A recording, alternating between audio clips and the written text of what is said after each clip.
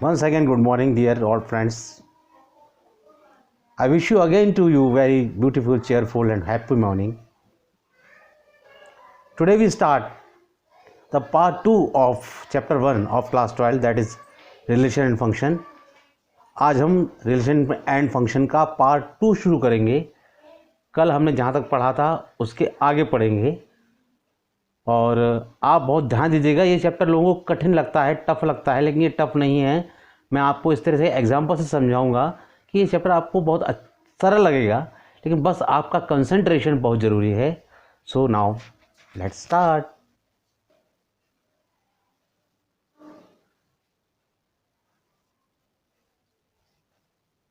Now our part 2 is, this is part 2. The topic is type of relations. Types of relation means relation के प्रकार. तो मैं आपको बता दूं, टाइप ऑफ रिलेशन में जो हम आज पढ़ेंगे वो पढ़ेंगे वॉइड रिलेशन, या ऐसे एम्प्टी रिलेशन भी कहते हैं.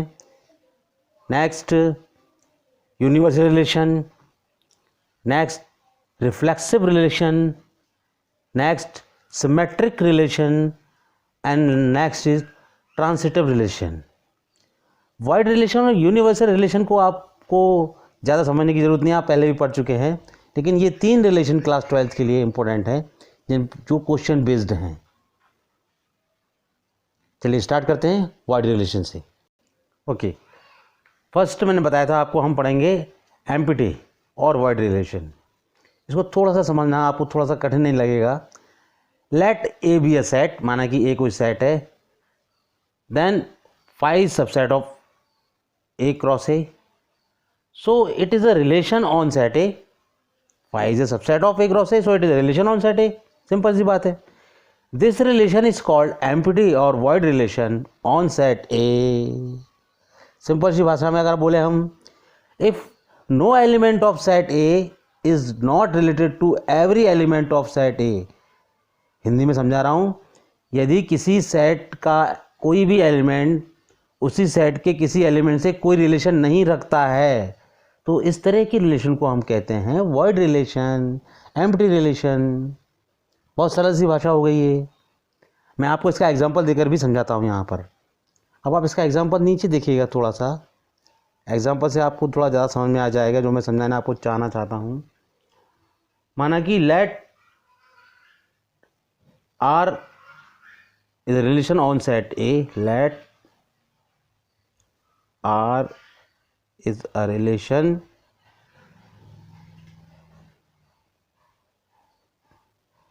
on set A. ध्यान दीजिएगा यहाँ पर जरा. सेट A है हमारा, सपोज कोई भी एलिमेंट ले लो, हमने 1 ले लिया, 2, 3, 4, 5, ज़रूरी नहीं है. is defined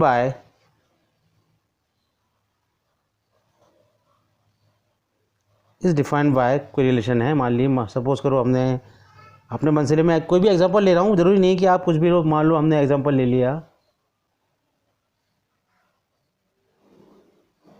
A B such that a minus B equal to 12. ये एक रिलेशन है. Okay, a relation, this relation set A पर डिफाइन है. तो यहाँ पर हम ये देख रहे हैं कि यहाँ पर हमारा ऑब्जर्वेशन यहाँ है. यहाँ देखिएगा, मैं यही लिख रहा हूँ यहाँ पर, इस बात को ध्यान दीजिएगा और ढंग से, कि a माइनस बी कभी भी 12 के इक्वल नहीं हो सकता है for all A B belong to A के लिए. यहाँ से आप देख सकते हैं इन दोनों का डिफरेंस 12 कभी नहीं आ सकता. देखिए 5 माइनस 4 1 आएगा. मतलब किसी भी एलिमेंट, कोई भी एलिमेंट किसी दूसरे एलिमेंट से रिलेटेड नहीं है. No element of set A is related with every element of set A.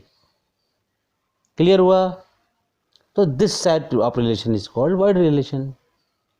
Simple सा एग्जाम्पल था और बहुत अच्छी तरह से आपको समझ में आया होगा. हैंस अब हमें क्लियरली दिख रहा है कि आर के अंदर कोई एलिमेंट नहीं है. आर के अंदर कोई भी एलिमेंट नहीं है.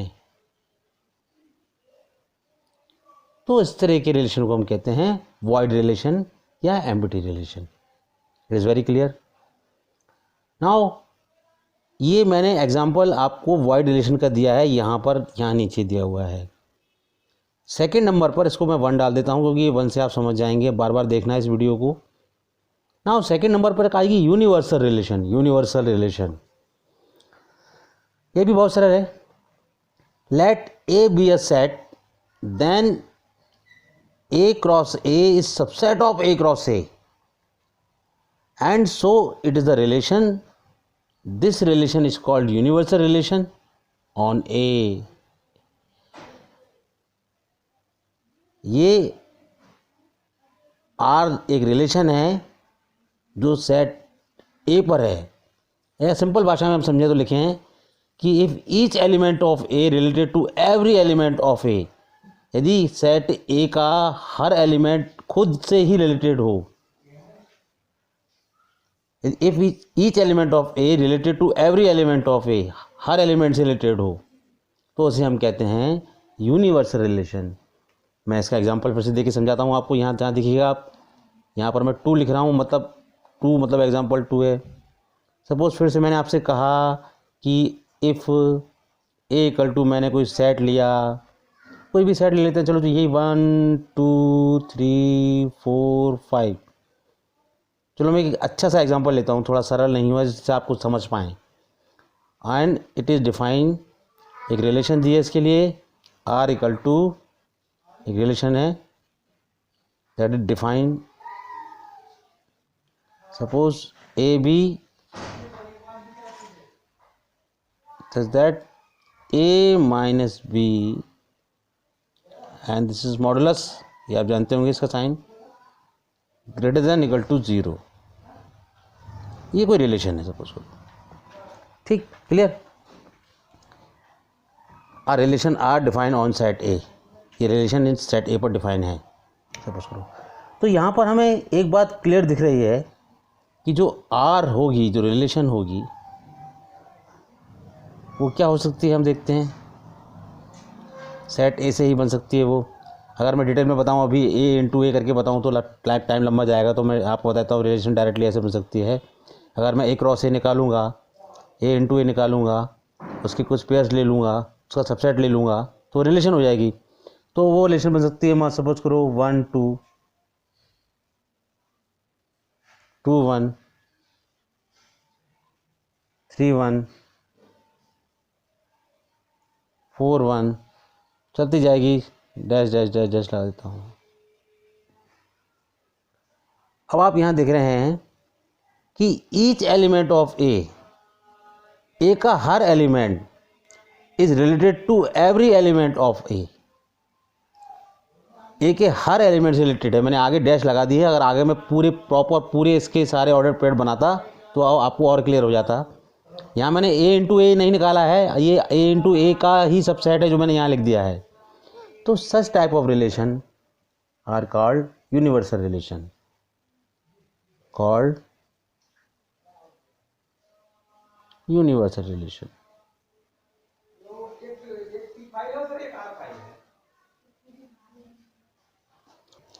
Now next is reflexive relation. ये थर्ड है सपोज करो, बहुत सिंपल है। A relation R on set A is called reflexive if every element of set A is related to itself.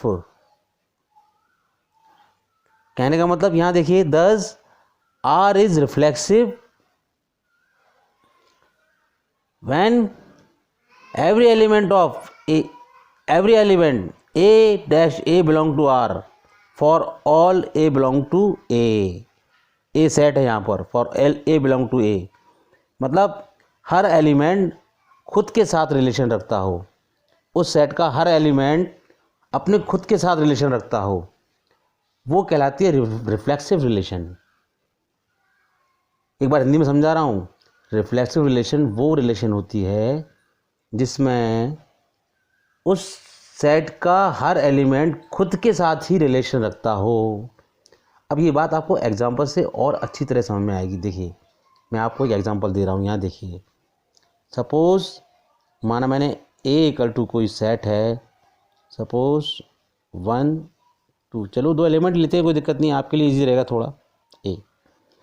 अब मैं थोड़ा समझा दूँ आपको, ये तो सेट है, नेचुरल है।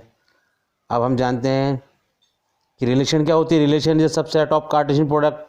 तो अगर हम इसका कार्टेशियन प्रोडक्ट ए इंटू ए भी निकाल लेते हैं, ये मैं आपका रिवीजन करा रहा हूँ, रिवीजन जिससे आपके दिमाग में बैठ जाए। इतनी मेहनत नहीं करना चाहता कोई टीचर, मैं आपके साथ कर रहा हूँ।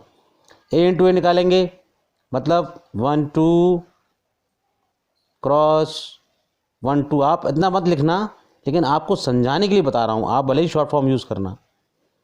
तो ए इंटू ए जो आ जाएगा वो आपको पता है, वो आ जाएगा, क्या आएगा आपको दिख रहा होगा यहाँ पर, 1 1 1 2 2 1 एंड 2 2। ये आपका आ गया एक। आप सपोज़ कोई रिलेशन डिफाइन है, और वो रिलेशन डिफाइन होके बाद निकल कर आई, रिलेशन बहुत सारी होती है, मान लो निकल कर रिलेशन इस तरह की आई हमारे पास, रिलेशन हमारे पास आई 1 1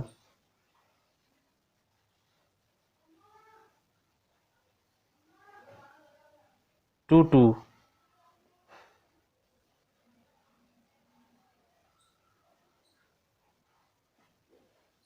1 2।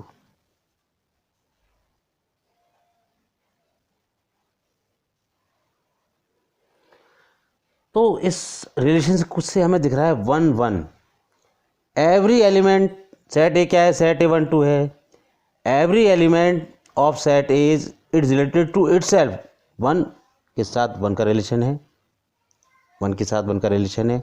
Every element of set is related to itself, definition है केवल इतनी सी बस। 2 भी इसका एलिमेंट है, 2 के साथ 2 का रिलेशन है। और ये 1 2 आगे आगे आ रहा है, इससे कोई मतलब नहीं है। हमारा जो कंसेप्ट है वो डेफिनेशन से क्लियर कर रहा है, क्योंकि इसमें 2 एलिमेंट हैं और वो खुद से रिलेटेड हैं। तो इसे हम कहते हैं रिफ्लेक्सिव रिलेशन। एग्जाम्पल से आपको ज़्यादा अच्छी तरह समझ में आ गया होगा। अब आप समझ रहे हैं ये 1 2 क्यों लिख दिया, ये 1 2 यहाँ पर आ गया है, मैंने इसके आगे और नहीं लिखा, 1 2 लिख दिया है, एक एलिमेंट और 2 1 भी लिख सकता था। तो उससे आपको लेना देना नहीं है, आपको सिर्फ लेना देना है इनसे कि सेट ए का हर एलिमेंट खुद से रिलेटेड है कि नहीं है। तो ये कहलाती है रिफ्लेक्सिव रिलेशन। अब मैं थोड़ा सा एक एग्जांपल आपको एक और दे देता हूँ मैं एग्जांपल। यहाँ पर सपोज इसी सेट से एक और रिलेशन निकाली हमने, a new relation, another relation, NOTHER, उसका नाम R1 है। सपोज करो एक रिलेशन हमने निकाली R1 on set A, on set ए, इस बात को मत भूलना, ऑन सेट ए को। R1 हमने निकाली, सपोज करो 1 1 1 2 2 1, ब्लॉक कर दिया। अब इससे हमें ये दिख रहा है 1 1। फिर बता रहा हूँ, every element of set is related to itself. हर एलिमेंट इटसेल्फ खुद से रिलेटेड होना चाहिए। सेट में 2 एलिमेंट है 1 और 2, 1 1, हाँ सही बात है, रिलेटेड है। 1 2 नहीं, 2 2 नहीं। लेकिन यहाँ पर हम ये देख रहे हैं कि जो एलिमेंट 2 2 है वो इस रिलेशन को बिलोंग नहीं कर रहा है, नहीं कर रहा है।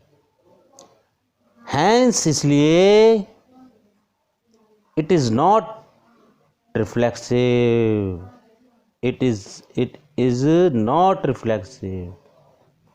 एग्जाम्पल से बिल्कुल क्लियर हो गया होगा आपको। तो ये नॉट रिफ्लेक्सिव के लिए मैंने आपको यहाँ से नॉट रिफ्लेक्सिव भी समझा दिया, जिससे कि आपकी कंसेप्ट एकदम क्लियर हो। मैंने आपसे कहा था कि ये कंसेप्ट क्लास है, क्वेश्चन सॉल्व करना मेरे लिए, एक्सरसाइज सॉल्व करना। एक दिन में मैं आपकी 3 एक्सरसाइज सॉल्व करवा दूंगा, कुछ नहीं मिलेगा आपको उससे, ये मेरी गारंटी है। ठीक, आप समझिए बात को। तो मैं समझता हूँ रिफ्लेक्सिव आपको समझ में आ भी होगी। सिंपल सी भाषा में बात करें, a relation R on set A is called reflexive if every element of set A is related to itself, खुद से ही रिलेटेड हो।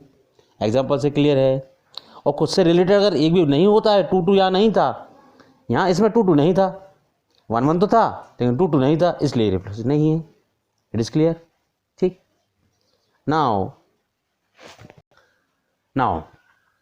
Next is symmetric relation. Symmetric simple वही लैंग्वेज है। A relation R on set A, यहाँ पर set एक ही है, याद रखना इस बात को ध्यान रखना, हम सेट एक ही ले रहे हैं। A relation R on set A is called symmetric if, यहाँ मैंने IFF इफ लिखा है, बताऊंगा बाद में क्यों।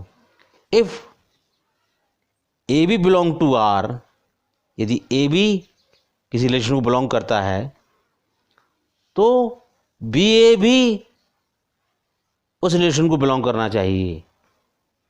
For all A B belong to A, जबकि ए और बी उस ए के एलिमेंट हैं।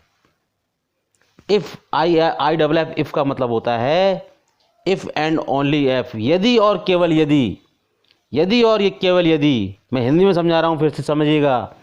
एक रिलेशन आर किसी सेट ए पर सिमेट्रिक तब कहलाती है जब यदि और केवल यदि ए बी बिलोंग टू आर हो और बी ए बिलोंग टू भी आर हो, for all A B belong to A के लिए। अब इस बात को आप एग्जाम्पल से बहुत अच्छी तरह समझ सकते हैं। देखिए मैं आपको इसका एग्जाम्पल दे रहा हूँ, ध्यान से सुनिएगा इसका एग्जाम्पल, बहुत ध्यान से सुनिएगा। मैंने माना, सपोज किया मैंने आपको, इफ़ ए कोई सेट है, सिंपल एग्जांपल ले रहा हूँ इसलिए मैं आपको 2 ही सेट ले रहा हूँ, उसमें मान लो 2 एलिमेंट ले रहा हूँ, सॉरी 2 एलिमेंट ले लिए मैंने आपके एक।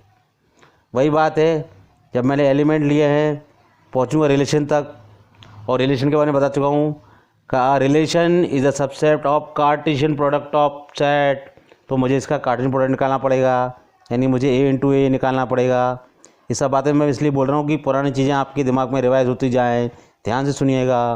ए इंटू ए निकालने के लिए फिर मैं वही करूँगा, 1 2 लिखूँगा, यहाँ क्रॉस लगाऊँगा, यहाँ 1 2 लिखूँगा, फिर से ए इंटू ए जो आएगा वो आपका आ जाएगा, आपको पता है, आप जानते हैं क्या आ जाएगा, ये होगा 1 1 1 2 2 1 और 2 2। ये कार्टेशियन प्रोडक्ट है। अब रिलेशन किसी भी सबसेट का किसी रिलेशन क्या होती है, relation is subset of Cartesian product. अगर सपोज कोई रिलेशन इस पर हमने ली, मानो कोई रिलेशन इस पर मैंने ले ली, कोई सी भी रिलेशन, एक रिलेशन इस पर डिफाइन मैंने कर ली, यहाँ पर सपोज करूँ, जहाँ पर उस रिलेशन में मैंने ले लिया आपको 1 1 1 2 2 1। ये रिलेशन है, मैंने चारों नहीं लिखे, आगे भी लिखता हूँ।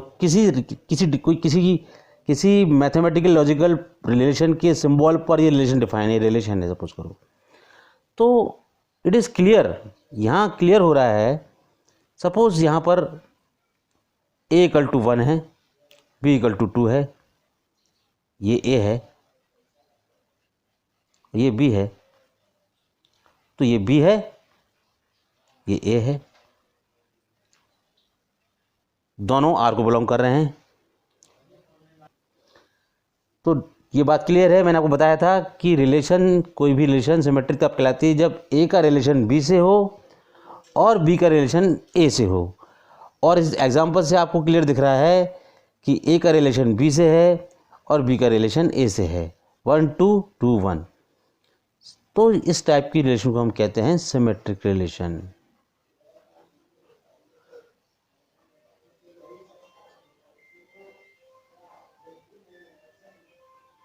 अब एक बात और समझा दूं मैं आपको, जो कि बहुत ज़रूरी बात है, बता दूं। सपोज इसी पर इसी कार्टेशियन प्रोडक्ट पर कोई सेट डिफाइन एक और है, वो है R1। सपोज करो R1 कोई सेट डिफाइन है। यहाँ सपोज करो एलिमेंट मैंने ले लिया आपकी ऑर्डर पेयर 1 1 2 2 1 2।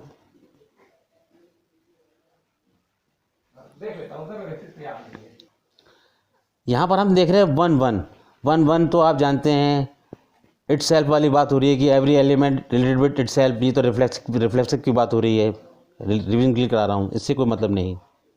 2 2 ये भी वही बात है।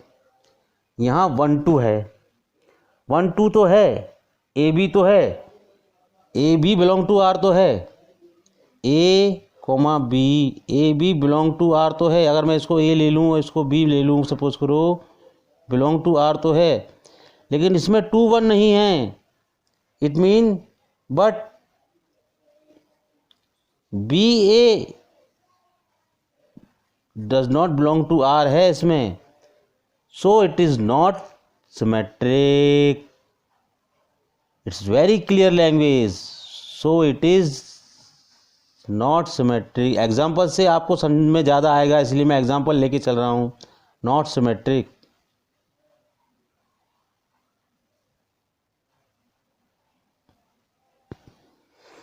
सिंपल सी लैंग्वेज हो गई आपकी।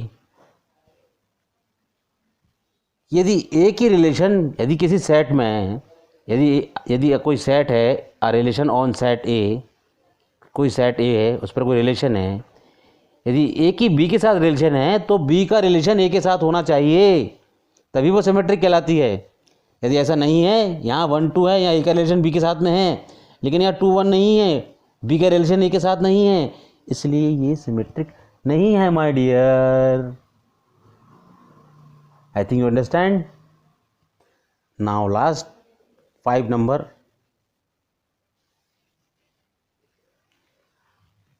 Transitive relation. Transitive relation simple language में यूज करेंगे हम इसका। A relation on set A, relation set A पर डिफाइन होगी। यहाँ पर ए की सेट ले रहे हैं हम, हालांकि कार्टेशियन प्रोडक्ट से ए इंटू ए कर लेते हैं, कोई दिक्कत नहीं है। A relation on set A is called transitive relation if I double F, यदि केवल यदि ए का रिलेशन बी के साथ हो, बी का रिलेशन सी के साथ हो, तो ए का रिलेशन सी के साथ भी हो, तभी ये रिलेशन ट्रांसिटिव रिलेशन कहलाती है। If A B belong to R and B C belong to R, यदि ए का रिलेशन बी के साथ है और बी का रिलेशन सी के साथ है, और यदि ए का रिलेशन सी के साथ निकल कहीं हमें दिखता है, निकल आता है, तो ये रिलेशन ट्रांसिटिव रिलेशन कहलाती है। आपको हिंदी में भी मैं इसलिए बोल रहा हूँ क्योंकि लोगों को ये लगता है कि इंग्लिश में बहुत लोगों को समझ में नहीं आता, जबकि आपको समझना चाहिए। English is very must my dear for you. Okay, now example. मैंने कहा था एग्जाम्पल देकर ज़्यादा समझ में आएगा आपको। चलिए मैं एग्जाम्पल फिर से कोई भी एग्जाम्पल ले लेते हैं अपने मन से अपन। लेट माना कि ए कोई सेट है, क्योंकि रिलेशन डिफाइन होती है सेट ए पर, तो सेट ए कोई सेट है। मान लो चलिए सेट ए ले लिया हमने, एक 1 2 3। ध्यान से देखिएगा, अब वही वाली बात मैं डिटेल में कर रहा हूँ, आप इतना डिटेल में मत करिएगा। वही वाली बात है कि रिलेशन क्या होती है। Relation is a subset of Cartesian product. तो नेक्स्ट चले कार्टेशियन प्रोडक्ट निकालना पड़ेगा। कार्टेशियन निकाला मैंने, कार्टेशियन प्रोडक्ट ए इंटू ए निकाला मैंने, तो निकाला फिर से मैंने ए इंटू ए इसका 1 2 3 1 2 3। तो आपको दिख रहा है, आप खुद बोल सकते हैं। यदि मेरे पास क्लास में मैं आपको पढ़ा रहा होता तो आप खुद से आपसे बुलवाता मैं। तो आपको दिख रहा है कि इसका जो कार्टेशियन प्रोडक्ट बनेगा वो बनेगा 1 1 1 2। तो इसका जो कार्टेशियन प्रोडक्ट बनेगा ना 1 1 1 2 1 3 2 1 2 2 2 3 3 1 3 2 3 3। ये इसके कार्टेशियन प्रोडक्ट हैं। मैंने एक चीज़ मैं फिर से रिवाइज करा रहा हूँ आपको प्यारे बच्चों, माय डियर स्टूडेंट्स। देखिए मैंने आपसे कहा था ये ए इंटू ए है, ये कार्टेशियन प्रोडक्ट है दो सेट का। यदि ए और बी दो सेट होते तो भी दो, यहाँ ए इंटू बी आ जाता। तो इसमें अगर 3 एलिमेंट हैं, इसमें भी 3 एलिमेंट हैं, तो इसके ऑर्डर पेयर जो बनेंगे वो 9 बनेंगे, मैंने बताया था। क्योंकि n A into n B equal to n A cross B, तो 9 बनेंगे। 9 दिख रहे हैं इसमें, आपको देख लेना, आप ये रिवीजन है इसके लिए आपके लिए। आप सपोज़ करो मैं कोई रिलेशन लेता हूँ, सपोज़ मैंने कोई रिलेशन ली और ज़रूरी नहीं है कि मैं रिलेशन में सब ये सारे के सारे लिख दूँ तो भी ठीक है, लेकिन कोई रिलेशन डिफाइन होगी किसी पर, उसमें से कुछ ऑर्डर पेयर इसमें ले लेता हूँ मैं यहाँ पर। तो सपोज़ करो रिलेशन आपकी मैंने ले ली 1 1 1 2 2 3 2 2 एंड 1 3। अब बहुत ध्यान दीजिएगा थोड़ा सा। अब सपोज़ करो आप ये 1 1 है, आप जानते हैं, फिर आप रिवाइज नहीं करवाऊँगा। 1 1 वही एलिमेंट खुद से इटसेल्फ से रिलेटेड है, रिफ्लेक्सिव में जा रहा है। सपोज़ करो ये 1 2 है, या मैंने एरो लगा दिया है 1 2 है, ठीक। ये 2 3 है, मैंने यहाँ एरो लगा दिया, चलो 2 3 है। ये 2 2 है, 2 2 फिर कहाँ जा रहा है बताइए। आप अगर क्लास में होते तो बहुत अच्छा मज़ा आता। मैं जब क्लास में पढ़ाने आऊँगा आप लोगों को तो अच्छा लगेगा आपको।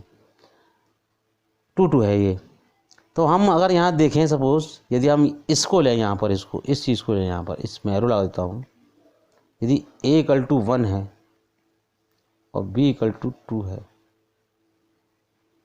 तो ये a है, ये b 2, ये भी 2 है, तो ये भी b है, ये भी b है, ये भी b है, ये a है, ये b है और ये c है। तो मैंने आपको डेफिनेशन से बताया था, फिर से आइए डेफिनेशन पर। A relation on set A is called transitive if A का रिलेशन बी के साथ में हो और बी का रिलेशन सी के साथ में हो, तो ए का रिलेशन सी के साथ में भी होना चाहिए। ये बताया था मैंने आपको। तो देखिए क्या इस एग्जांपल में ऐसा हो रहा है, देख लीजिए। ये रिलेशन है, यहाँ 1 2 है, यहाँ 2 3 है, a इक्वल टू 1 है, मैंने बताया आपको, ध्यान से देखिए। b इक्वल टू 2 है, मैंने बताया आपको। ये भी 2 लिखा है तो ये भी b है, और ये कोई अलग चीज़ है तो c है। तो यहाँ पर क्या कहीं हमें ए सी मिल रहा है? बिल्कुल मिल रहा है। देखिए आप इस चीज़ को देखिए, इस चीज़ को देखिए, 3 एरो मारा दी मैंने आपको। यहाँ ए सी मिल रहा है, a मतलब 1 और c मतलब 3, ए सी मिल रहा है। तो this type of relation is called transitive relation. This is transitive, this is transitive. बहुत अच्छी तरह से समझ में आया होगा आपको। मैंने आपको हिंदी में एग्जाम्पल के साथ में डेफिनेशन को लेकर समझाया गया है। अब एक चीज़ और बता दूं मैं आपको, छोटी सी चीज़, छोटी सी। सपोज करो इसी कार्टेशियन प्रोडक्ट पर बेस्ड एक और रिलेशन कोई मान ली हमने दूसरी, वो R1 है, और हमने मान लिया R1 जो है, मैंने कहा था इससे रिलेशन निकालनी है तो ज़रूरी नहीं कि सारे पूरी की पूरी ऑर्डर पे ले जाए। रिलेशन पर बेस्ड कोई रिलेशन होगी, ध्यान रखना इस बात का। मानो 1 1 1 2 2 3 2 2, काफ़ी है इतने, ठीक।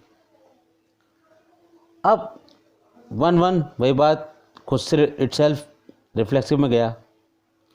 सपोज करो 1 1 2 है, यहाँ 1, ये 2 2 है, ये भी गया रिफ्लेक्सिव में 2 2, यहाँ 1 2 है। सपोज करो a इक्वल टू, इसी को मैंने ले लिया, a इक्वल टू मैंने 1 मान लिया, और b इक्वल टू मैंने 2 मान लिया, ठीक। तो यहाँ पर ऐसी कोई रिलेशन नहीं दिख रही है जो, फिर से बता रहा हूँ मैं इसको a लिख देता हूँ, इसको मैं b लिख देता हूँ। अब B2 है। अब आप कहें बी बाद वाला बी है, बाद वाला बी नहीं है, B2 है। ध्यान रखना इस बात को, ये छोटे छोटे क्वेश्चन ही हम मार देते हैं बच्चों को, यही टीचर्स एक्सप्लेन नहीं करते, यदि इसीलिए बच्चे कंफ्यूज होते हैं। बच्चों को कंफ्यूजन होने का कारण यही है, मैं जानता हूँ, मैंने इतने डीप बच्चों को पढ़ाया है। तो यहाँ पर ये क्या है, ये बी है, ये बी है, 2 है, 2 इसकी वैल्यू है, और ये सी है, सी। तो ए बी 1 2 है, बी सी 2 3 है, लेकिन यहाँ पर हमें कहीं ए सी 1 3 नहीं दिख रहा। देखिए ए सी कहीं नहीं है, यहाँ पर ए सी नहीं है यहाँ पर, जबकि डेफिनेशन क्या कहती है कि अ relation on set A is called transitive तभी कहलाती है यदि ए का रिलेशन बी के साथ में हो और बी का रिलेशन सी के साथ में हो, तो ए का रिलेशन सी के साथ भी होना चाहिए, जो कि यहाँ नहीं है। इसलिए this is not transitive, this is not transitive my dear.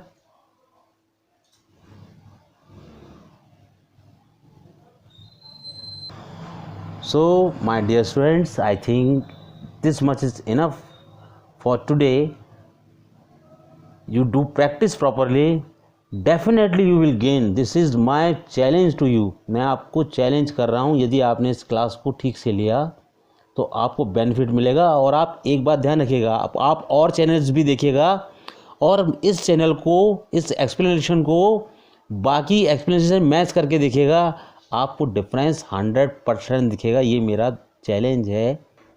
So my dear students, आज आपने जो कुछ भी सीखा, मुझे पूरी आशा है कि आपकी समझ में आया होगा। मैंने एग्जांपल देकर बहुत अच्छी तरह समझाने की कोशिश की है। और मैं फिर से कह रहा हूँ आपसे, please don't waste your time. इस बात का इंतज़ार मत कीजिए किताब मेरे पास नहीं है, मैं पढ़ाई शुरू नहीं करूँ। आप अपनी स्टडी स्टार्ट कर दीजिए। ये 12th क्लास है, सिलेबस बहुत ज़्यादा होता है मैथमेटिक्स का, आपको अंदाज़ा नहीं है। ये मेरा एक्सपीरियंस कह रहा है 22 साल का। Okay, and I hope you are follow my words. मुझे आशा है कि आप मेरे शब्दों को फॉलो करेंगे, यही मेरे लिए सबसे बड़ी खुशी की बात होगी। Thank you very much and have a nice day.